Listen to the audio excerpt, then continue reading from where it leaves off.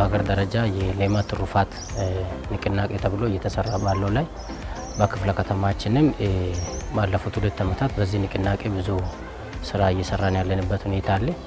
በዚህ ውስጥ በከተማ ግብርና የሚሳተፍ ማህበረሰብ ክፍል ግንዛቤ በመፍጠር ብዙ ሰው ወደዚህ ስራ እንዲገባ ለማድረግ ችለናል ማለት ነው።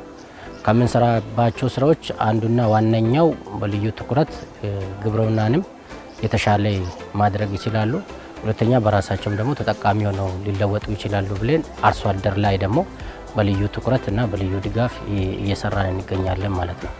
በዚሁ መሰረት በክፍለ ከተማችን 12 ወረዳዎች አሉ።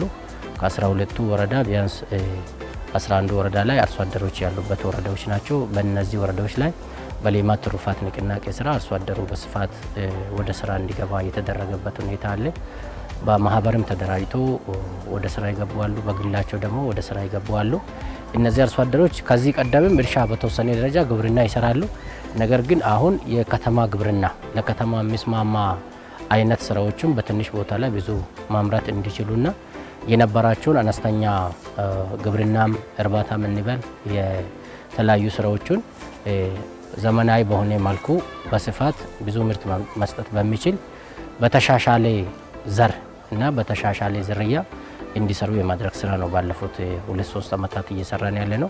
በዚህም ያው ብዙ አርሶ አደሮች በግብርና ገብቷል። በተለይ የወተት ላም እርባታ ላይ የተሰማሩ አርሶ አደሮች ከዚህ በፊት ለቆ በብተና ነበር ሲጠቀሙ የነበረው። አሁን ደግሞ ዘመናዊ በሆነ መልኩ የዶሮ የከብት ማድለብ የወተት ላም ቤቶቹን ሰርቶ ግንባታ ሰርቶ በዛው መሰረት ዘመናዊ በሆነ መልኩ እየሰሩ ያለበት ሁኔታ አለ።